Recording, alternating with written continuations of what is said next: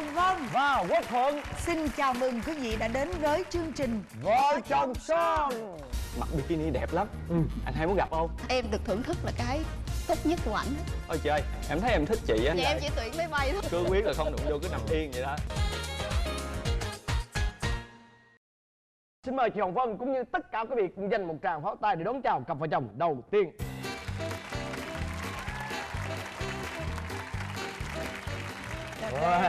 Chào anh chị. Xin mời hai bạn giới thiệu về mình. Em tên là Thanh Trung. Dạ em 29 tuổi. Hiện tại em đang là giám đốc bộ phận thanh toán phái sinh ở Sở Giao dịch Tài chính Singapore. Mời em. Em tên Hoài Hương.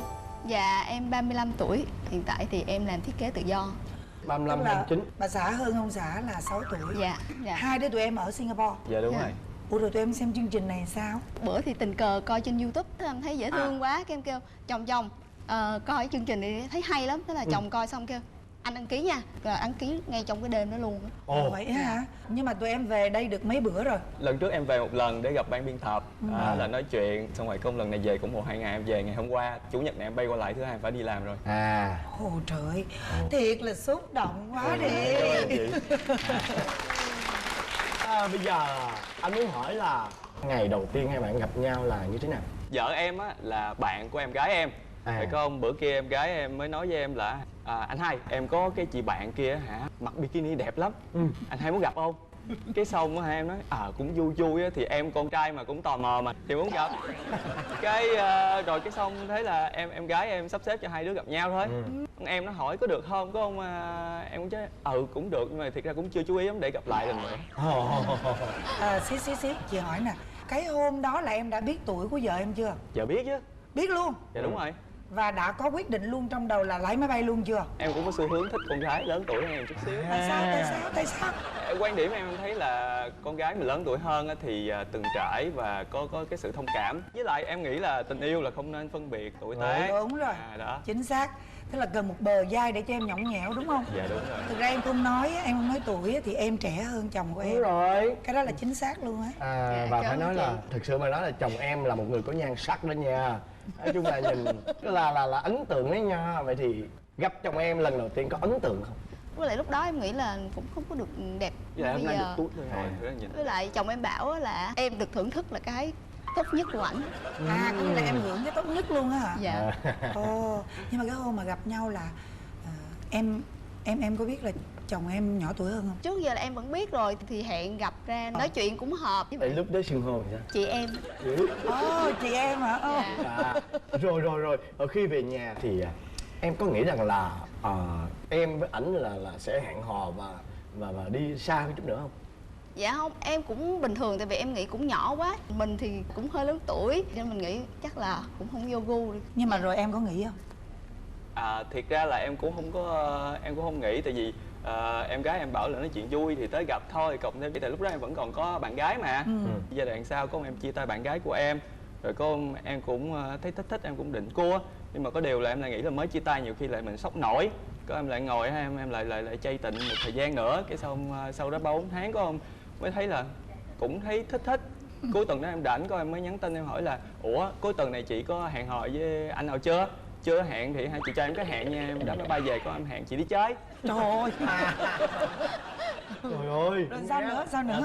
Bà vợ em đồng ý, ok rồi đi chơi, đi ăn uống, rồi có ông em chở về nhà. Lát hồi em mới nói là ôi trời, em thấy em thích chị á, hay là mình quen nhau đi. Rồi có ông thấy là quen thôi. Rồi nhưng mà bao lâu thì tụi em lấy nhau? 6 tháng là chồng em cầu hôn em. Nhưng mà lúc gia đình em biết là chồng em nhỏ tuổi hơn có ngăn cản gì không? Dạ, nói ra cái này thì nó cũng hơi buồn cười một tí, tại vì thực ra đó giờ nhà em là nữ luôn luôn là lấy chồng nhỏ tuổi hơn mà rất là nhiều. Với em là thuộc dạng nhà thấy bình thường lắm luôn á. 6 tuổi là nhỏ nhất, cái khoảng cách nhỏ nhất trong nhà em á. Ví dụ nữ nào? Và đầu tiên là cô của em lấy chồng nhỏ hơn 13 tuổi. Rồi thêm chị họ lấy chồng cũng nhỏ hơn 6 tuổi. Nhưng mà rồi anh của em á là anh em bình thường. Lấy vợ. Dạ lấy vợ. Nhỏ hơn. Dạ nhỏ hơn. Chứ không có lấy máy bay đúng không? Dạ không. Rồi quay Dạ lại. em chỉ tuyển máy bay thôi chứ không có. Sau khi mà lấy cô ấy rồi á thì em có dựa vô bờ vai của cô ấy để nhõng nhẽo không? Trời ơi, dựa hoài vậy. Em ở nhà nhõng nhẽo lắm, tại vì trong công ty á là mình làm quản lý thì mình phải thể hiện là mình nghiêm túc. Đó, mấy chương trình này tiếng Việt thành ra nhân viên trong công ty không có biết, thì cứ nói thoải mái. Thì về nhà cái xong có vấn đề gì thì cũng chia sẻ với vợ, thì vợ lại thông cảm và hiểu chuyện, thì vợ lắng nghe. Thì cái đó là em nghĩ là cái đó quan trọng nhất, tất cả các ông chồng mà đều muốn. Chị chưa hình dung là em nhõng nhẽo như thế nào luôn á. Ví dụ coi, làm ví dụ cái Em nhõng nhẽo ở đây coi. Còn cái đó gàn giọng rồi. Em làm vậy nhưng mà đều phải có cảm xúc nó mới Xong nhõng lúc nhẽo đó được. thì em sẽ ôi thương vợ thương đó. chôn mà Đúng chua rồi, vợ thương xong rồi đó. con thấy là em lại đưa tay qua em ôm. Xong rồi dựa đúng không? Ôm vô cà vô là vui Cà vô mới vui. Là cái thế là thế trong em. Hèn gì cứ nhõng nhẽo hoài. Bởi vậy thế trong em kỳ lắm. Thực ra là nghe hai bạn kể chuyện thì nói chung rất là vui và rất là thú vị. Chắc chồng em chắc không có tật xấu gì đâu đúng không? Có chứ, rất là hay giận vợ. Em thì chưa bao giờ dám giận chồng hết á. Bé nhõng nhẽo. Giận vợ, giận dai, rồi giận mấy cái khó đỡ. Khó đỡ là sao? Ví dụ chẳng hạn có một cái trường hợp là mình có ý tốt nhưng mà bị giận. Nghĩa là hai vợ chồng sáng hôm đó đi cùng tàu điện, thì lên tàu thì có hai cái ghế trống hai bên, có một người ngồi giữa, thì em mới ngồi ở cái ghế trước rồi. Sau đó em kêu là chồng em ngồi cái ghế kia đi. Chồng em bảo là không, anh thích đứng. Nhưng mà em thì nghĩ là chồng em ngại để em di chuyển lại, thì em cứ đứng lên em đi qua bên kia ngồi. Thế là chồng em rất là bực bội, rất là giận y luôn. Chắc là cũng phải 1-2 ngày gì đó. Sao em lại giận? Cái vấn đề là nếu mà vợ em đi qua đây ngồi và em ngồi ở đây thì hai đứa ngồi hai bên. Cái đó là cái em không muốn, em thích em đứng kế vợ em để em nói chuyện với vợ em. Đó là cái thứ nhất. Cái thứ hai á, em đã nói trước là thôi anh không cần ngồi. Thành thử khi mà em nói cái gì á thì em yêu cầu là cái chuyện đó là phải được thực hiện. Mà nói giận nhiều là không có. Hai vợ chồng quen nhau, giận nhau em đếm chỉ được có 3 lần thôi. 3 lần. Tại sao lúc đó em không nói luôn cái ý của em cho vợ em biết? Cũng có nói nhưng mà vợ em đã đi để dợm bước đi qua bên kia rồi, thì em có kéo tay lại, nhưng mà người ta nhìn vô thì người ta tưởng là hai vợ chồng cãi nhau đó. Cái gì đó. Đúng rồi, thành thử ra em mới thấy thôi vậy thôi, cứ ngồi xuống xong rồi cứ tiếp tục giận nhau rồi có từ từ tối về nhà giải quyết. Thì thường á là mỗi một cái lần mà giải quyết cái chuyện để hết giận thì làm gì? Trong em nữa hả? Lúc đó là bỏ luôn, không thèm. Mình muốn chạm vô là mình không chạm được á. Kiểu mà phừng xong rồi ngồi cứ đọc truyện tranh rồi chơi game hay là đọc bài vậy. Cứ quyết là không đụng vô, cứ nằm yên vậy đó. Rồi mà mấy mà mở mắt để đó thôi là chút xíu là ngủ. Rồi thì ra ngủ không được thì vợ cũng nói rồi, hai đứa ngủ không được thì ngày hôm sau mệt quá có mà thôi ngồi nói chuyện nhau, xong rồi hai đứa hiểu nhau rồi thôi. Cái đó cũng là cái mà em thích ở vợ em. Rồi vợ em thì sao? Tật xấu vợ em? Tính vợ em cũng vô tư lắm, đó là làm cái gì cũng không có chú ý đến cái môi trường xung quanh. Rồi cái thứ hai là cái bà vợ của em á, bà không có tập thể dục, không có ăn uống đàng hoàng vậy trơn mà cái em muốn là bà phải đi tập thể dục thể thao thường xuyên để bà khỏe hơn. Chứ không thôi có mình em tập thể dục thể thao, có nhiều khi mốt em khỏe quá có bà không khỏe lại không có được. Mất công là không có đồng điệu đó đúng không? Nghĩa là không chăm lo cho sức khỏe đúng không? Dạ đúng rồi. Thế còn chồng em còn cái tật xấu gì nữa không? Dạ nói chung là ngồi cái giận không là đủ mệt rồi. Dạ. Không còn cái nào nữa quá rồi đó phải không? Thêm một cái nữa đúng rồi. Đó là kỹ tính quá. Cái này là em thấy là giống như là có bệnh luôn á chị. Chẳng hạn tối đi ngủ, bắt đầu thiêu ngủ rồi mới quay qua hỏi vợ khóa cửa chưa? Rồi, chắc không? Chắc. Bật dậy cái đi ra ngoài kiểm tra là cửa khóa chưa. Không thể cái giọng chắc á, nó không thể hiện được cái sự tự tin. Chừng nào mà nghe mà em cảm thấy tự tin không, em sẽ không kiểm tra, nhưng mà chưa tự tin không thể ra kiểm tra, mà thường là khóa rồi. Tốn công là đang thiêu ngủ không tỉnh dậy nằm vô giấc ngủ lại. Chưa. Cẩn thận. Dạ đúng rồi. Và cảnh giác. Nếu như mà em muốn chồng em thay đổi thì em muốn chồng thay đổi cái gì? Không kêu bà vợ nữa. Ok. Không kêu là bà vợ nữa đúng không? Lúc nào được cũng không? bà vợ. Hỏi đáp luôn nè, không kêu bà vợ nữa được không? Được, cái là được, từ từ sửa thôi. Mặc dù em biết là kêu là tình cảm đó, nhưng mà nghe bà vợ Bé vợ đi. Rồi. Bé vợ, bé yêu gì cũng Từ được. bé vợ nó hơi ngượng Dạ, sao? vợ được rồi, vợ Nó được kêu rồi. vợ ơi, vợ ơi. Rồi. Tại vì nếu như mà hai bạn còn đồng tuổi với nhau thì chắc có lẽ là em sẽ không quan ngại về cái chuyện đó. Nhưng ở đây là cái chuyện hai người chênh lệch với nhau thì chắc chắn rằng là vợ em sẽ có cái suy nghĩ là hơi có gì đó. Thế nhưng mà em yên tâm, ví dụ chồng em có giới thiệu như vậy đi chăng nữa ra mà em không nói tuổi của em, không ai biết là em lớn tuổi hơn chồng em, đảm bảo luôn. Dạ. Cho nên em không cần phải lăn tăn về vấn đề đó. Nếu như chồng em lỡ miệng mà quên, em hiểu không? Vô tư đi, yên tâm đi. Nhưng mà khó chịu chị. Và bây giờ muốn là khó chịu riêng thôi. muốn thay đổi xưng hô thôi đúng không? Rồi, muốn lợi Ngoài dụng ra cái chương trình này thay đổi xưng hô. Ok rồi. Rồi ok rồi, cho thêm một cái nữa thôi. Mỗi lần giận vợ thì nói cho vợ biết, đừng có hầm quá này nọ, với lại Đừng có bắt vợ đón ý phải không? dạ. Vậy còn Trung? Về phía em, Trung mong muốn vợ mình thay đổi gì? Bắt đầu tập thể dục thể thao đi. cho hỏi câu tế nhị chút nha. Dạ. Có khi nào em cảm thấy em đuối sức với một thanh niên lực lưỡng cường tráng như thế này không? Dạ cũng không đến nỗi là, nhưng mà nói chung cũng có những lúc sẽ cảm thấy hơi mệt. Cho nên cái mong muốn mà chồng em kêu em tập thể dục thể thao là hết sức chính đáng. Có cái ý trong đó đó chứ em không đâu. Đời sống vợ chồng là ngoài cái chuyện sức khỏe ra còn có sức bền, sức dai, sức dẻo nữa. Đó. Tụi em là một cặp đôi hoàn hảo đó. Tại vì những cái mà tụi em không bằng lòng về nhau á, thực ra nó quá nhỏ mà nói là tỷ lệ thuận với nhau. Chúc hai bạn lúc nào cũng hạnh phúc như thế này. Trời em hy Dạ, vọng là cảm vậy. ơn. Da trắng cao hơn em cũng hết rồi. Chưa có tâm lý, chưa có tế nhị. Em quen người cao, con em sẽ nể cao. Em có đồng ý làm bạn gái anh không? Nhưng mà anh sẽ cho em thời gian để suy nghĩ lại. Và bây giờ xin mời quý vị cùng gặp gỡ với cặp vợ chồng tiếp theo. Chào hai em. Trời ơi, một cặp đại gia và chân dài. Đại gia chân dài. Đại gia chân dài hay là Bạch Tuyết và... Em có giận gì nếu chị nói ra hết cái câu đó không? Dạ không chị. Không giận, đã bước lên tới cái sàn này là không giận gì vậy Đúng không? Nhưng mà dễ thương. Ừ. Tuyết và một thôi chứ không phải là bảy. Một chú ấy. Chú ấy mà là anh cả. Dễ thương quá hả? Mời bà Tuyết giới thiệu về mình. Dạ em tên là Nguyễn Tuyết Tiên. Năm nay em 26 tuổi rồi. Trời, cái tên này mà đọc.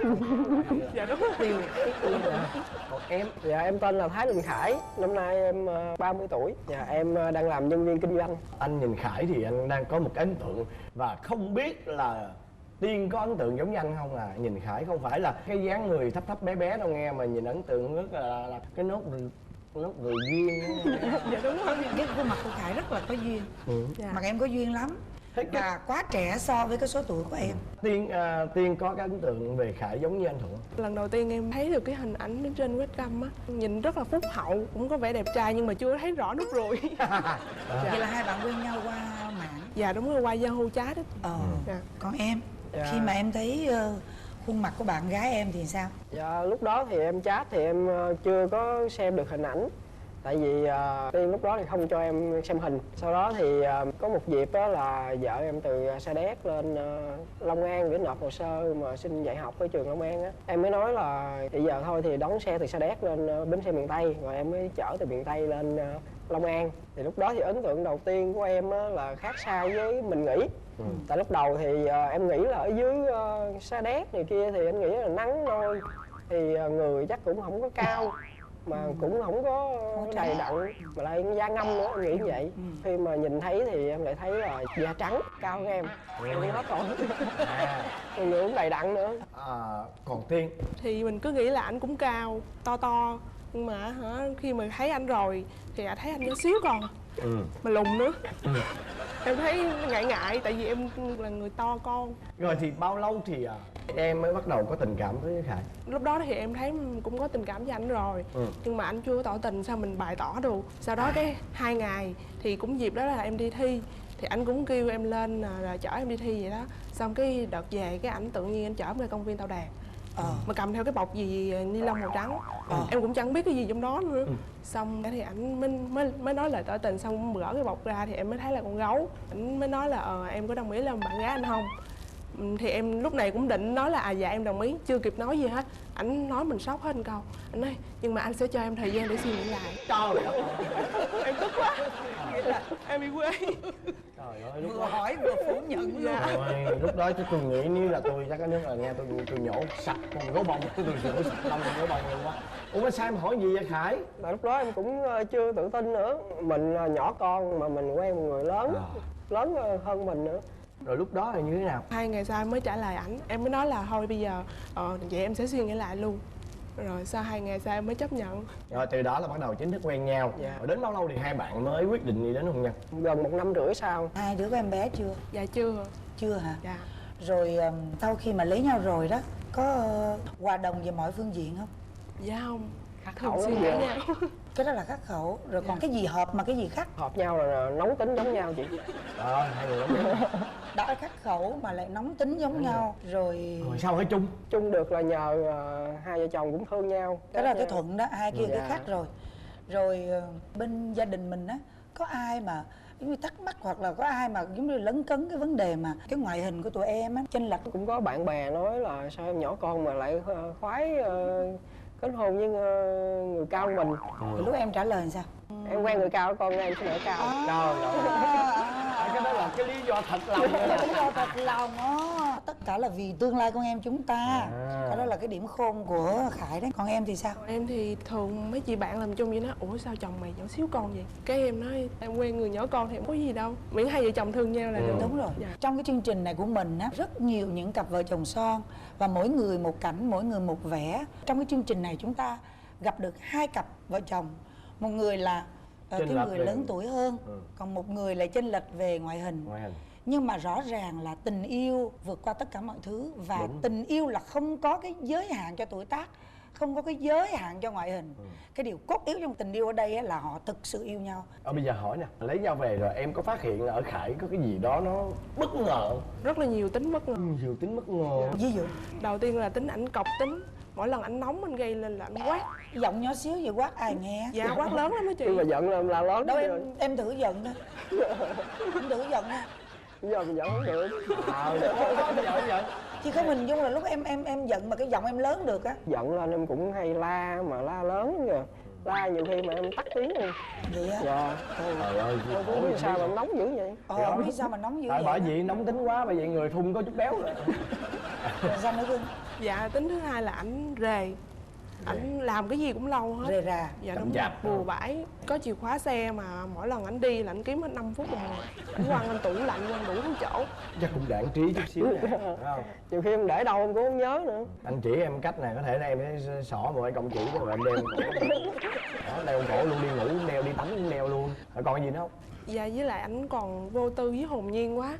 Ảnh chưa có tâm lý, chưa có tế nhị trong cái cách mà thí dụ như xử sự giữa mẹ với lại vợ rồi. Còn gì nữa không? Dạ có một tính nữa đó là khi cãi á, thì ảnh hay móc họng em, nói chuyện những câu móc họng không mà sau đó thì gài em, có nghĩa là ý em không phải như vậy nhưng mà ảnh cho ý mình là xấu như vậy. Gài hàng đó. Dạ phải đúng không? rồi, gài Nói chuyện móc họng mà gài hàng đó. Dạ. Sao nhìn Wow. nhỏ sao nhiều tật xấu dữ ta? Rồi trong những cái tật xấu đó, cái điều mà em muốn chồng em bỏ là cái gì? Cho em chọn Tính một cọc thôi. tính. Thế còn em thì sao Khải?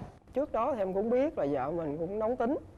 Nhưng mà em cũng không ngờ là mức độ nóng tính cũng nhỏ nhỏ của mình chút xíu thôi. Nên nhiều khi mà gây nhau cái từ một chuyện nhỏ thành chuyện tùm lum luôn. Mà với lại mỗi lần mà gây nhau á, thì vợ em lại hay nói nhiều. Em á, khi nóng tính thì em muốn là im lặng lại để từ cái cơn giận mình hay là cơn nóng mình nó xuống. Mà vợ em cứ nói vô khơi từ nó bùng lên luôn. Khi mà bùng phát lên em không biết làm gì, em thích đập đồ. Phải đập đồ nó mới bớt Đập đồ mới bớt nóng. Rồi giờ em còn cái tính xấu nào nữa? Bi quan quá. Khi làm cái gì thì vợ em sẽ nghĩ là cái tình huống xấu nhất. Lường trước cái gì phải không? Mình lường trước cái tình huống xấu nhất. Nhưng mà tình huống xấu đó nhiều khi em không biết mình giải quyết làm sao luôn. Ví dụ như em đi xin việc thì vợ em nói là anh bằng trung cấp như vậy đi xin việc chỗ đó nó có nhận không? Nhận vô rồi anh có chắc anh làm được không? Anh làm được không thì lương anh có cao không? Rồi lương anh vậy đủ chi phí xăng cộ xe này kia đi làm không? Rồi đi làm vậy thì có nhậu nhẹt kia không? Trời Rồi mấy cái đó em không biết. Dạ đúng rồi. Dạ cái đó em nản luôn. Trời ơi, đúng rồi, không nản sao được, trời ơi. Lo xa thâm thẳm luôn á. Rồi ví dụ giờ trong những cái đó mà để mà em mong muốn sửa thì em muốn vợ em sửa cái tật gì? Cái đó thì còn chưa bằng cái này. Có cái tật là lúc nào cũng bắt em làm liền hết. Nhiều khi mà có 3-4 việc cần làm mà em thì làm theo thứ tự thì không theo ý của vợ em. Đó thì hai người lại bắt đầu gây nhau.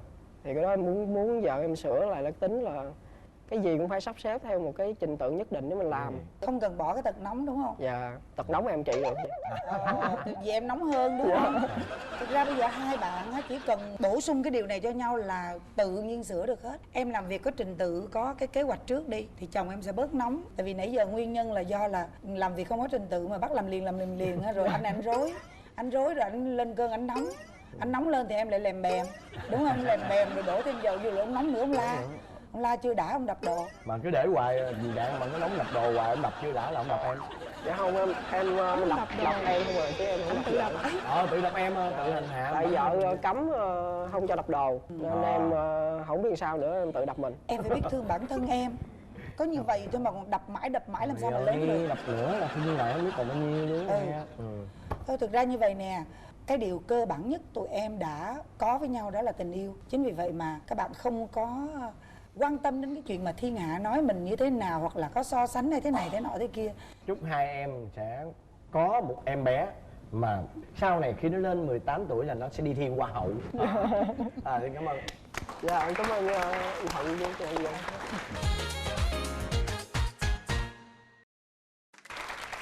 Và bây giờ là phần kiểm tra hữu ý và bốc thăm may mắn.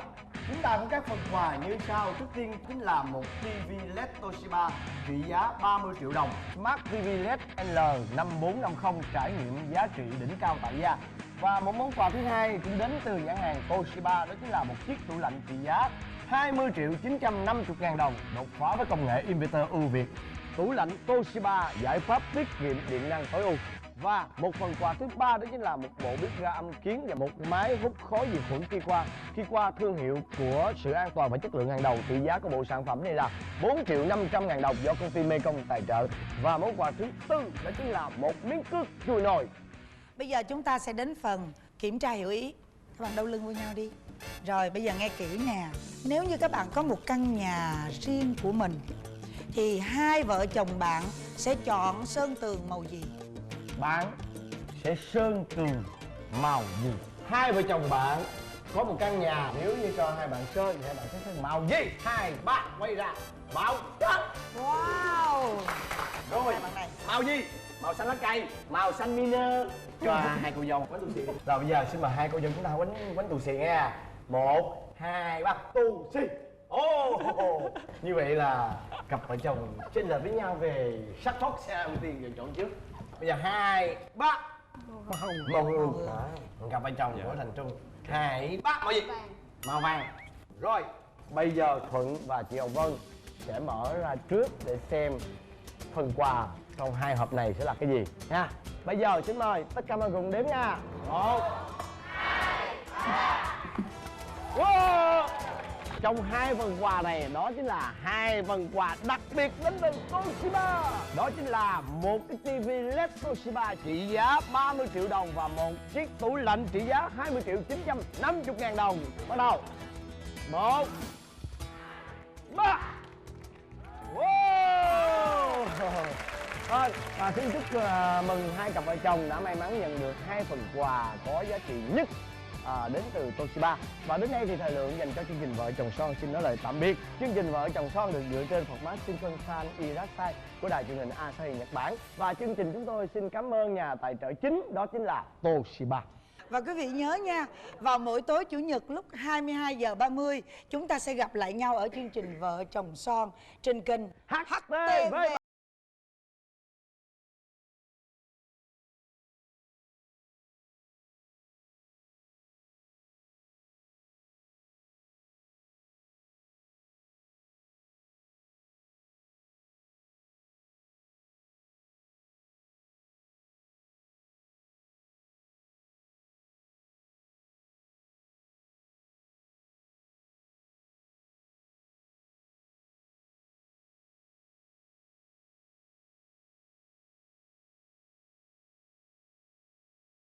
Do Đài Truyền hình Thành phố Hồ Chí Minh cùng công ty MCV hợp tác sản xuất.